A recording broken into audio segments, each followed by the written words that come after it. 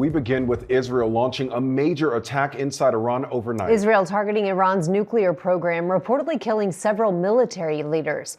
President Trump says he did get a heads up from Israel. Iran's supreme leader quickly vowing to strike back, threatening severe punishment. Stocks on Wall Street down overnight, oil prices rising, and police in New York and other cities now stepping up security around Jewish sites. Let's begin our coverage in Israel. ABC's Marcus Moore is in Tel Aviv. Marcus, good morning. Hi, Rhiannon and Lionel. This region is bracing for retaliation after that wave of Israeli airstrikes overnight. And now the U.S. is launching a task force focusing on the potential evacuation of Americans here in the Middle East. Overnight, Israel carrying out a major attack inside Iran, aimed at crippling its nuclear program and preventing Iran from building a nuclear bomb. Multiple waves of strikes throughout the night across multiple cities, hitting nuclear enrichment facilities and ballistic missile centers. And several top military leaders and nuclear scientists were assassinated. Multiple residential buildings engulfed in flames in Iran's capital. Israel calling the strikes preemptive, claiming Iran has enough enriched uranium to produce up to 15 nuclear bombs within just days. We struck at the heart of Iran's nuclear weaponization program. Israeli Prime Minister Netanyahu saying these strikes are only the beginning. When enemies build weapons of mass death, stop them. This operation will continue for as many days as it takes to remove this threat.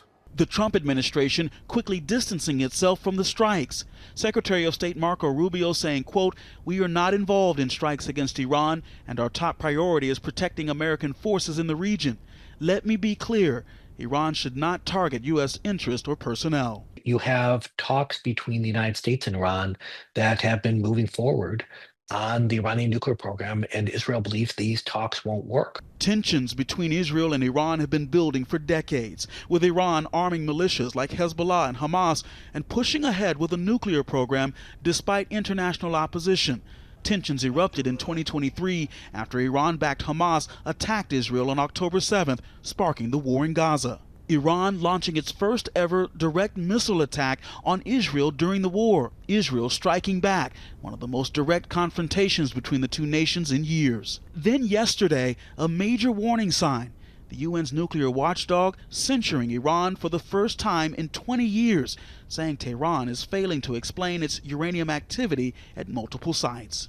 President Trump has spent the last 60 days trying to engage with Iran and come up with a deal that was acceptable and would mitigate that risk of crossing the nuclear threshold. And as far I don't have classified intelligence, but it seems evident that a threshold has been crossed, and it is a question of now or never.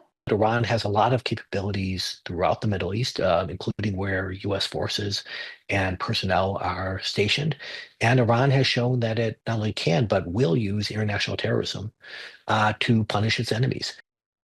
And U.S. and Iranian nuclear talks were set to resume on Sunday in Oman. President Trump just yesterday was saying that he was hopeful that there could be a diplomatic resolution to this, but Iran has previously threatened to target U.S. interests in the region if Israel hit its nuclear sites. And now that that has happened, everyone is watching to see when and how Iran might respond.